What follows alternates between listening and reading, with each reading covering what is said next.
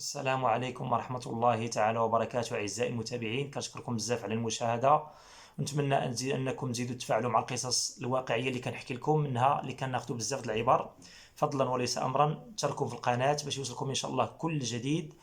وقصة اليوم، القصة هذا قصة وميساج للبنات ملي كيوصل كيجيب لهم الله سبحانه عز وجل شي ولد الناس، الا كان خاصه فقير او من الطبقه المتوسطه يخطب، كيبقاو يتشرطوا لا انا بنت الغني ولا با لاباس عليه ما نديش هذا ولا ندي هذا ما ندي هذا، حتى كيوقع موقع وكيدوز الوقت وكتبقى في الدار بلا زواج. كيكون السبب انت السبب الاول والاخير. وشحال من وحده تزوجت واحد فقير وغناهم الله سبحانه عز وجل، وشحال من وحده غنيه وتزوجت غني ومع الايام والسنين تفقروا. وهذه القصه ديال اليوم عندها واحد النهايه جد جد عظيمه وفيها بزاف ديال العبر. نتمنى انكم تشاهدوا الفيديو ونبداو على بركه الله. هذه القصه غتبدا من منطقه ديال سوس، ارض فلاحيه فيها الفرم. كاين واحد الحاج عنده الدراري وعنده واحد البنت. عنده الفيرما كيجيب العمال، كيكون واحد العامل كيكون هو اللي مسؤول على العمال كامل، هو اللي كيسير ديك الفيرما. كيقول له مثلا مول الفيرما الحاج جيب لي العمال، بغينا نجنيو الفواكه، كيجيبهم. جاو بقاو خدامين بزاف تقريبا في الفيرما، ضربوا واحد الوقت طويل في الفيرما هما خدامين. من بينهم واحد الدري نسميوه مصطفى. مصطفى شاف بنت ذاك الحاج، بنت شافها في الفيرما كتخرج وتدخل من الدار من ذاك الفيلا.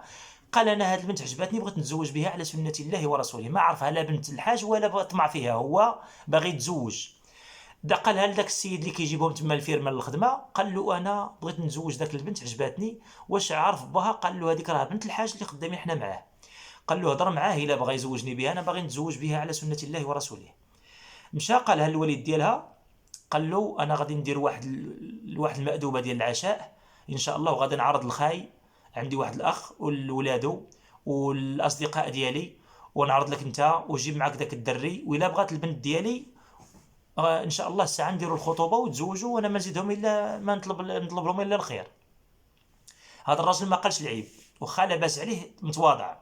الوالد ديال هاد البنت هي لا هانتوما تسمعوا ملي غيجيو للعشاء. قالها لذاك الدري، قال له راه كيقول لك غادي تجي لعندهم العشاء، وان شاء الله غادي يديروا العشاء، غيعرض عليا وعليك. ملي غادي يكون العشاء غادي نشوفوا ان شاء الله الا بغات داك البنت وقبلات الساعه يجيو يخطبوا والله يكمل بالخير. دار داك النهار داك الحاج تفاهموا، عيط لداك الدري، جا هو وداك السيد اللي كيجمع هاد العمال، هو اللي مكلف تما بالفيرما. تعشاو معاهم في الفيرما.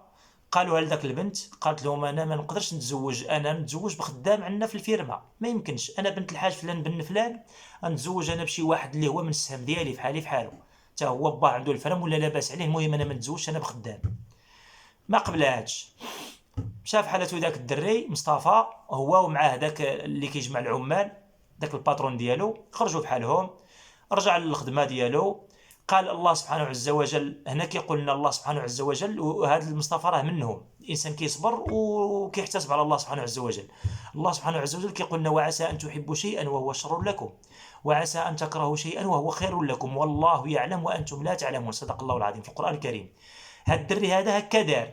ودائما نتوما خصكم ديروا بحال هكا. وجميع المشاهدين، شوف الباب اللي كتبغي تحلها وكتسد لك في الوجه ديالك، بعد منها. الله سبحانه عز وجل كيبعدك منها وكيسدها لك في وجهك باش تمشي في حالك، راه عندك فيها الشر.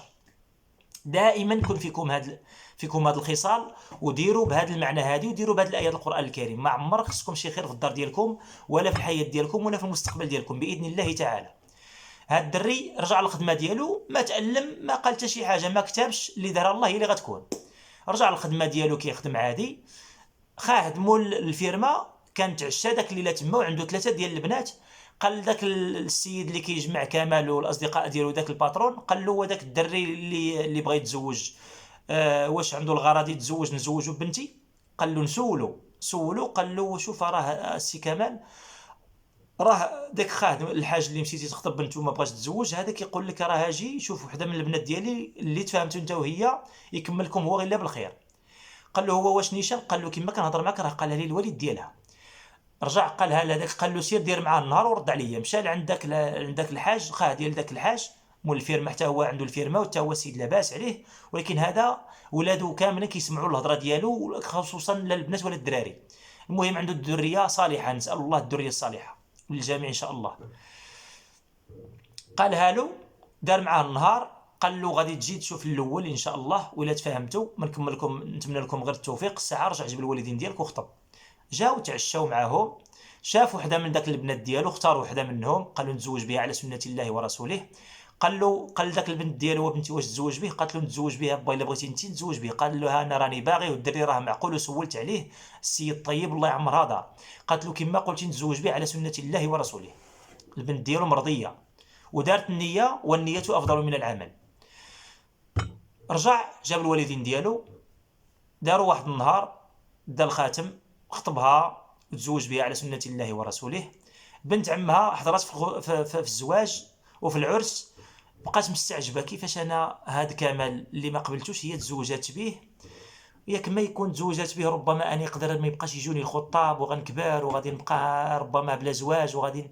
بقات هاد الامور كتحيرها في العقل ديالها، وبقات هذه دائما واحد العائق قدامها، كتقول دابا انا ربما الا تعطل ما جا عند حتى شي واحد يخطبني غادي نبقى وما غاديش نتزوج، دابا اللي جا ما غاديش نفلتو كما بغى يكون. هذا الشيء اللي دارت هاد البنت. شنو غادي يوقع لها؟ كمال تزوج، جاب الله كرا الدار ديالو بوحدو، كيخدم في الفلاحه، ودري معقول صحيح ما ناقصو حتى شي حاجه، عطاه الله من الصحه، عطاه الله من جميع المقومات، انسان كامل مكمول، كيخدم على داك البنت، عايشين فيما يرضي الله، عايشين باللي قسم الله. الانسان دائما رضى باللي قسم الله سبحانه عز وجل، ولكن ما تعرفش العاقبه فيما تجي. القصه غادي تسمعوها، شوف العاقبه كيفاش غتكون.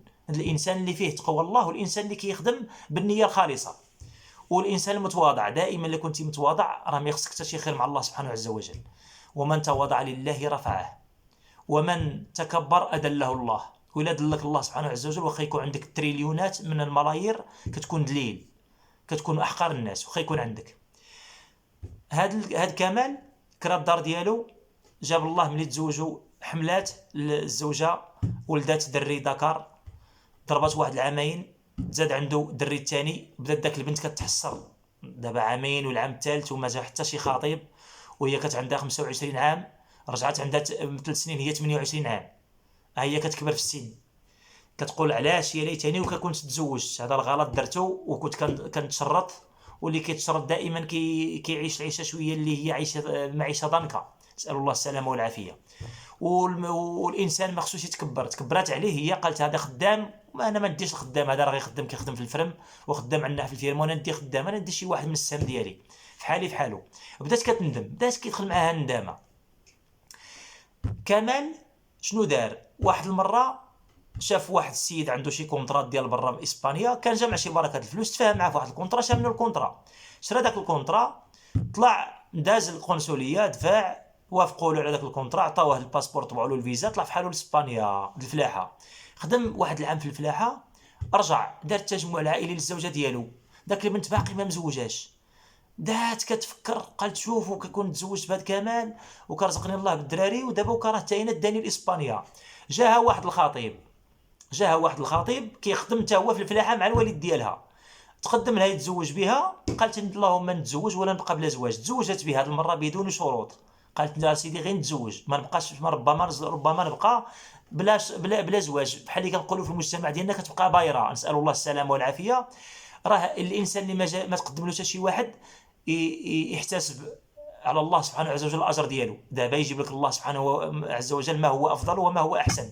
ولكن الانسان اللي كيجيوك الخطاب توكل على الله وتزوج، خصوصا الانسان اللي كان متخلق وكما هذا الكمال. والنبي عليه الصلاه والسلام قال لنا من جاءكم من ترضون دينه وخلقه فزوجوه، ما قالناش من جاءكم من له الاموال ولا من له مشاريع، لا، قال لنا النبي عليه الصلاه والسلام من جاءكم من ترضون دينه وخلقه فزوجوه.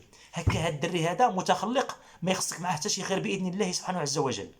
مشات لاسبانيا، ضربوا تما شي سنوات، جاو للبلاد كيزوروا هذا الحاج، بابا هذا البنت اللي ما بغاش يتزوج، شافوه راجل طيب، كيفاش تحولت الحياه ديالو، كان غير خدام معاهم في الفيرما، تزوج، جاب الله التيسير، مشى لاسبانيا، دار الوريقات ديالو، طلع المراه ديالو، جمع شي نصيب الفلوس في اسبانيا، شرا دار في المدينه، السياره ديالو عنده، ما خصو حتى شي خير. رانا شو الواقع اللي وقع للبنت اللي تزوجت دابا بدون شروط. الاب ديالها بدا كيكبر في السن، سنوات دازت، حتى هي تزادوا عندها الابناء، ولكن الزوج ديالها كيخدم في الفلاحه، حنا ما كنعيبوا حتى شي واحد، العمل عباده. بقات انسانه فقيره، الوالد ديالها كبر فرق عليهم داك الميراث، قال لها انت داك واحد نعطيك واحد الفيرمه صغيره هي والاشجار ديالها تعيش منهم، وخدم انت والزوج ديالك، الزوج ديالك يخدم في الفيرما، ونتمنى لك التوفيق. داكشي اللي دار داك الوالد ديالها، عطاها فيرما بالدار ديالها بالبير ديالها بكلشي. جات واحد الظروف من الظروف اللي دازت حنا عندنا المناخيه في المغرب، سنوات الجفاف، مشات داك المياه الجوفيه اللي كاينه في الابار، المساحه الخضراء اللي كانت كتسقى ديال الاراضي اللي تما اللي كان عندهم مزروعه بالاشجار المثمره، يبسات داك الاشجار المثمره، بقات الدار وحده في الفيلا محطوطه في وسط داك الشجر كلهم يابسين. شوف الله سبحانه عز وجل كيفاش كيبدل حياه الانسان من الغنى الى الفقر، لانك كنت غنيه وجا واحد الانسان فقير ودللتي به وقلتي هذا حقرتي به بان ما هو انسان فقير، انا ما نديش هذا فقير. والانسان ما عمره يحقر شي واحد خال المسلم. كيجعل الله سبحانه عز وجل الجفاف، كيبسوا داك الابار اللي تما في داك الفيرما، يبسات جميع الاشجار المثمره، بقات الدار في وسط الاشجار المثمره. رجع حتى الاخوان ديالها الدراري الذكور كيجيبوا لها السيتيرنا بالتراكتور ديال الماء باش يعطيوها باش تعتقي باش تشرب وباش تسكن بالدار هي والزوج ديالها. رجعت افقر الناس. سبحان مبدل الاحوال. كمال فقير من الفلاحه والاتكال على الله سبحانه عز وجل وكيخدم بالعرق الجبين، من الفلاحه دار الكونطرا، مشى لاسبانيا، دار الاوراق، دار التجمع العائلي للزوجه ديالو ولولادو، تيسرت عليه الله، رسل عليه الله سبحانه عز وجل الامور وتيسرت له الامور ديالو بالخير وتيسرت له الامور ديالو كامله. جا شرا دار في المدينه وعاش حياه سعيده وحياه جد جد ممتازه، نتمناها لاي واحد فيه النيه والمعقول، واي وحده فيها النيه وفيها معتصمه دائما بحبل الله سبحانه عز وجل. واللي كيعتصم بالحبل الله سبحانه عز وجل دائما يعيش حياه سعيده وحياه دائما تكون دائما مريحه. واللي ما كيعتصمش بالحبل الله سبحانه عز وجل، كيقول الله سبحانه وتعالى فله معيشة ضنكا ونحشره يوم القيامة أعمى قال ربي لما حشرتني أعمى وقد كنت بصيرا قال قد آتتك آياتنا فنسيتها فكذلك اليوم تنسى. نسأل الله السلامة والعافية من هؤلاء. نتمنى ان هذه القصه تنال الاعجاب ديالكم، والى عجبتكم ما تبخلوش علينا بالاشتراك في القناه فضلا وليس امرا، لايك ديالكم والتعاليق ديالكم اللي كيحفزونا باش نزيدوا نستمروا. استودعكم الله الذي لا تضيع ودائعه الى حلقه اخرى، والسلام عليكم ورحمه الله وبركاته.